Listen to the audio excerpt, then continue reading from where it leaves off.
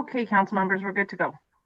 Okay, thank you very much. I'm going to call the meeting to order, and we'll begin with a brief moment of silence to observe so that council staff and members of the public can quietly reflect on our duty to our community that we are trying to serve.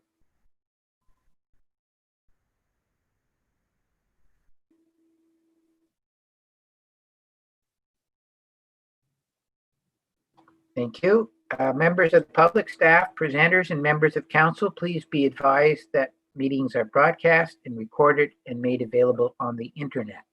Colleagues, are there any declaration of pecuniary interest in the general nature thereof? None noted. There are no minutes, as this is a special meeting. There are no deputations. Angie, did anybody register to ask a question? No questions. There are no questions, so we'll go immediately to municipal officers and staff reports. The main item on our agenda today is the Building and Planning Services Implementation Review. At council's request, when we went through the staff report to the Building and Planning Review, that we requested a regular follow-up. This is the first one of those meetings, and at the request of council, a dashboard has been prepared. What I'm going to do is go to you first, Janice, and ask you if you want to make any opening comments about the dashboard, or Rob, or any of the other staff. And then I'm going to ask each councillor to provide any comments that they would like to do. So start with you, Janice.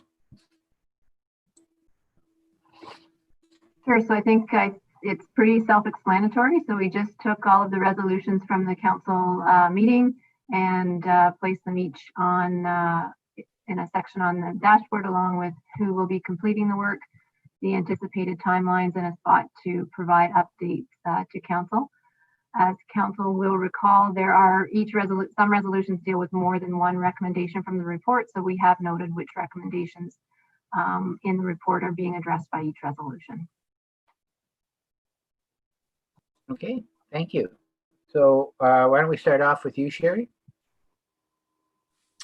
I think it's a good way of keeping us on track as to how things are progressing with this report. It's easy to read, and I guess we'll see, we're going to be looking at it monthly. So it is, I think, a good way to, again, keep on target. My one question is, I'm wondering how we're doing with the cloud permit. Who wants to answer that? I can answer that, Mr. Chair. Yep. So in accordance with council's direction, we went ahead and purchased the product. And we had our first kickoff meeting on yesterday with the IT staff and myself. And we've asked that the supplier provide us with a formal kind of implementation plan, which they're preparing as we speak. And the goal would be to have a soft launch in a matter of weeks, and they be prepared for a hard launch as of January 1. So that's still the timeline, and we believe that that's definitely achievable. So. Thank you. Anything else, Sherry? Nope. Okay, Donna? I don't have any questions. I just want to reiterate that a good start is being made and it's easy to track. So thanks to staff and to Sherry for suggesting this particular format. That's all. Thank you. Jerry? Just one quick question on number 5, the customer service training.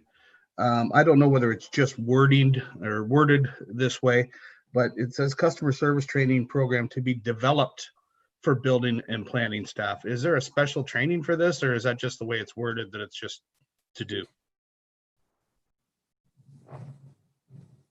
Janice? Sorry, I couldn't get myself unmuted there. It's just the way it's worded, Jerry. So yeah, there will be programs out there that we'd be accessing. We're just going to develop what that's going to look like and how it's going to get rolled out. Fair enough. Thank you. That's it for me. Good. Anita? Thank you. Yeah, I would agree with what the others have said already. I think in the past, there may have been a few people that have had some issues with the way the building and planning department has been providing service, but I think this is a great thing. It shows that we're transparent and we're working towards, fulfilling a lot of the recommendations that are in that report, in the study. So I think it's a good start, and I'm sure people out there will be very happy with it. Thank you, Anita. I just want to follow up how we're doing with the cloud folks in terms of the planning module. Are they still moving along on that? Yeah, they are. They're essentially beta testing things, and they had advised me that we're, maybe a week or two away from actually being in a position to get a demonstration of the capacity of the system. So it's not far away at all.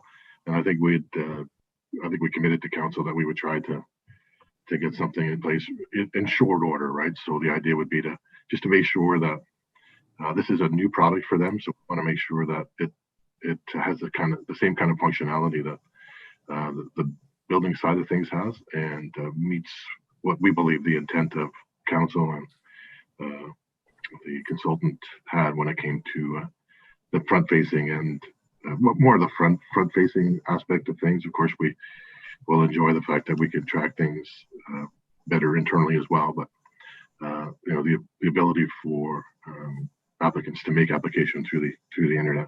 I mean, that's the business they're in, so I'm confident that they'll be able to provide the functionality that we're looking for. Well, I'm glad to hear that you're confident. So that's good. Just a general question. There's 2 or 3 items that have a milestone in December, so just next month. And so a general question is, are we tracking so that we're going to be able to have that report by then? And I would think that we want to schedule the next meeting, this type of meeting, for probably, and I'll take some guidance from Janice on this, probably the 3rd week of December to give an opportunity for those December deliverables to be complete. Is that so? The first part of the question is, are we on track for those, and does it make sense that we'll take a look at them in the 3rd week of December?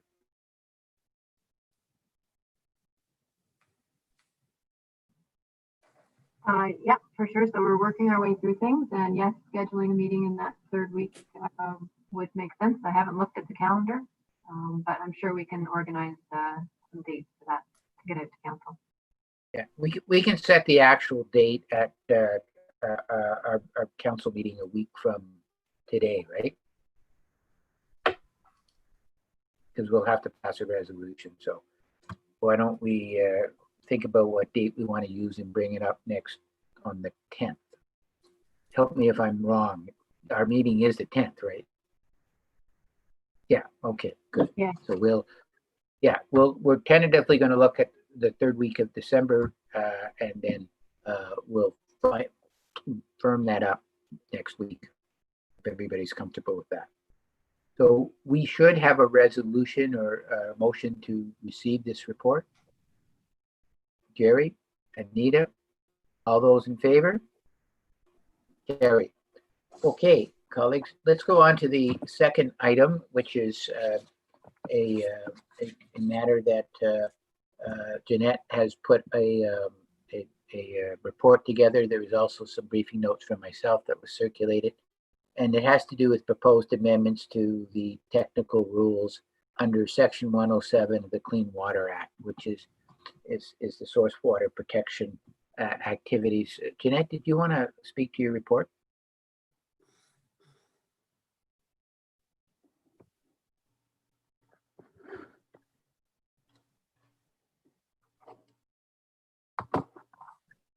Sorry about that. I was having trouble getting unmuted myself. Yeah, so I just quickly pulled together this report in response to some concerns that were raised by Councillor Stennis at the last meeting. I talked to Meredith and tried to get sort of an idea of what the change in these technical rules was going to create for us. And then, so I just pulled this together. So just quickly, the technical rules are changing. Some of the thresholds and the limits of some of the different threats are being lowered, I guess, if you will, or will we create additional threats throughout the municipality or throughout the whole source protection area. There would be a lot of work that had to be completed to verify the threats and to determine whether the policies that we have in place will be able to effectively manage them, or if we'll have to change the policies. So we'll be going through, we would have to go through some extensive review once again. ORCA has prepared a letter to be sent to be a response to the EBR posting, which has been included. I think you just received it today. And it's also very similar to the letter that the mayor has prepared.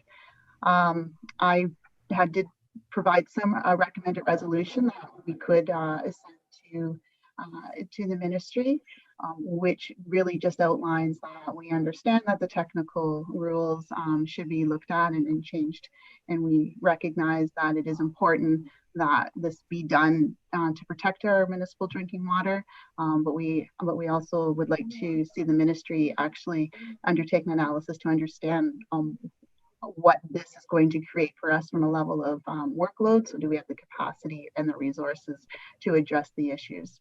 So if you have any questions, I'd be happy to answer them. I know the mayor has done quite a bit of work too, so I'm sure he can help out. Thank you, Janet. So just to remind everybody, these rules apply to source water protection areas, so not everywhere, and those have been defined some time, and they're basically an area near your source water. Now that could be a well, or in the case of Litchfield, it's our municipal water intake, and there's a geographic area upstream that is captured by these regulations. We went through a significant amount of work. Sherry was part of that through a source water protection committee, a source water protection authority, through ORCA, to try to identify the risks and to mitigate them.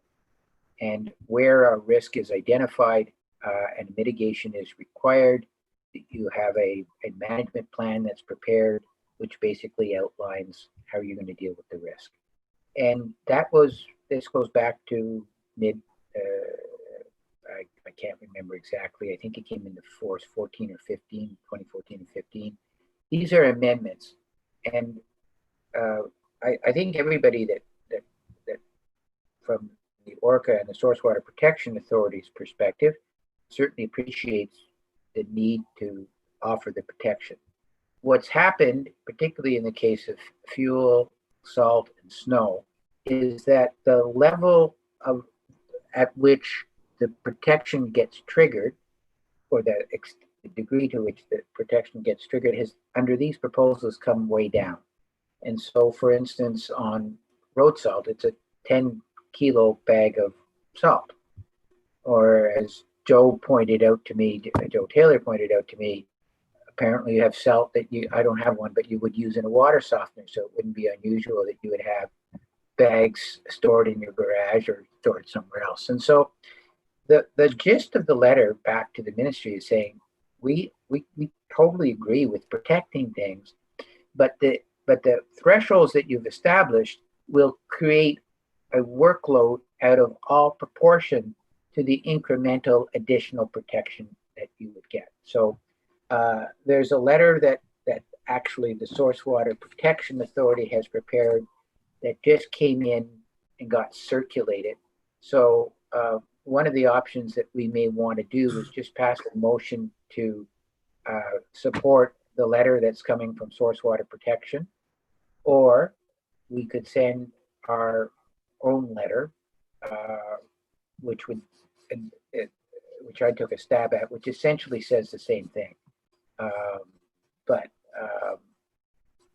my own personal view is just supporting the other letter is probably what we want to do, and that's what it's basically saying. Anyway, Sherry, you want to add to this? You're on the committee as well. Yeah, I think, the thing that really twigged us at the Protection Authority was this 10-kilogram bag of salt that anybody can have in their garage or their basement could trigger having to have a risk management plan and then have inspection. I really don't understand where the province is coming from to reduce the number as much as it has, and it also would include domes of salt. So I agree. I think that the letter goes into great detail, but we could support the recommendation that Jeanette has here and add to that recommendation that we also support the letter that's being sent November the 3rd. That way we're supporting both of them. And the letter goes into a little more detail as to where we are having problems. An example is that salt storage of 10 kilograms. And this all has to be into the EBR by November the 9th. So it will have to go out almost immediately after our meeting. That's my feeling. I feel we should support Jeanette's recommendation and add to that recommendation that we support the letter that's being sent dated November the 3rd to George Jacob at the Ministry of Environment, Conservation and Parks, and it's actually signed by you, Andy. Yeah, in my role as the chair of the SPA. So, okay, other comments? I saw Anita first, and then Donna, and then Jerry. So we'll do it in that order. Anita? Okay, well, thank you, Mr. Chair. I agree with what Sherry is suggesting or recommending. I'm curious to know why, if you can answer it, why the province has decided that they're going to place further restrictions or thresholds. I mean, this source protection group has been I know Mary Smith was really involved in it, and a lot of scientific work was done, a lot of technical work was done. So any idea now why the government has decided that they want to, I don't know, make it even tighter restrictions, or basically in some sense kind of throwing out all the work that has already been done over the years?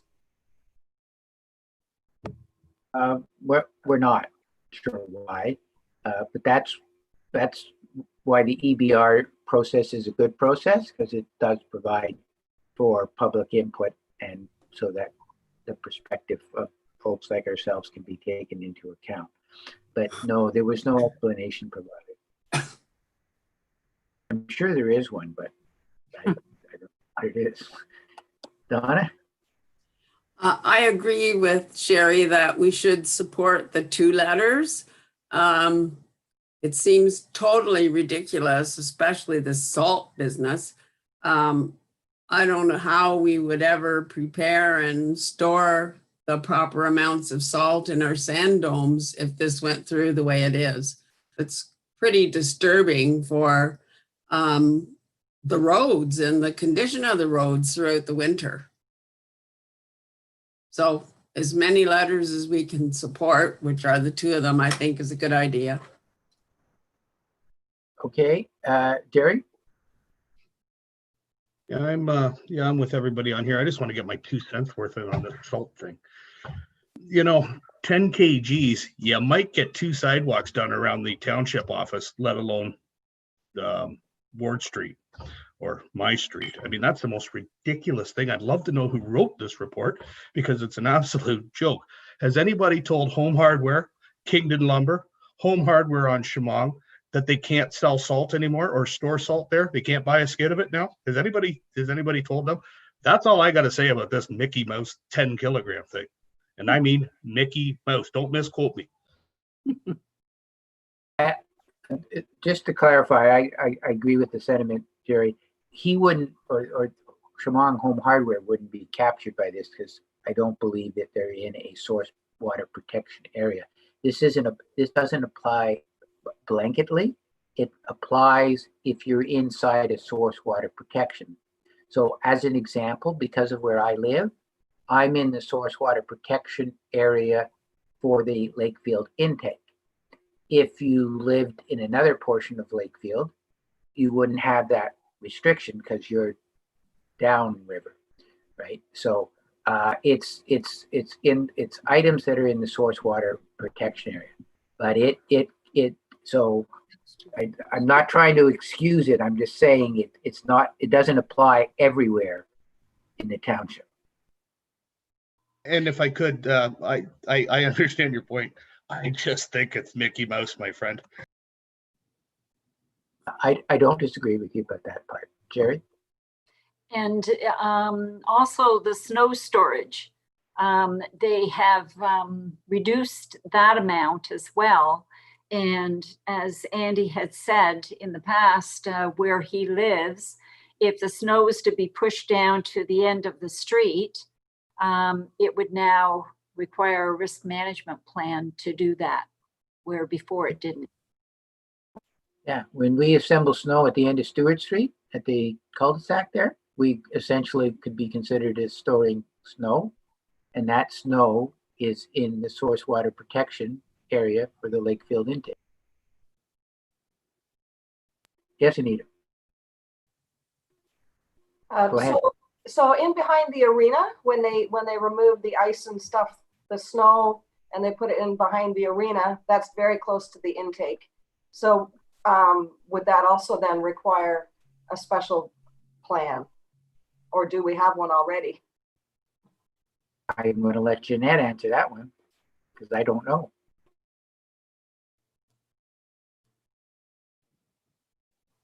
I don't think it is definitely within the source protection area, but I don't believe that the quantities were hitting any thresholds that we were pulling out of the arena. The question would be whether the new thresholds would trigger. It would. Okay, so I think there's a consensus that we support the letter going out from source water protection and that we forward our own letter and that we support the resolution that Jeanette put together. If colleagues will just bear with me, you have a draft of a letter.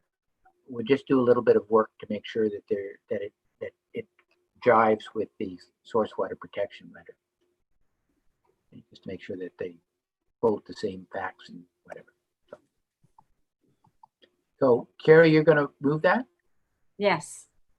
Okay, and Donna was going to second it. Okay. Any further discussion? All those in favor? Good. Jerry, you're in favor? Good. Okay, that's passed. Okay, Jeanette, I will contact you first thing tomorrow and work on the letter.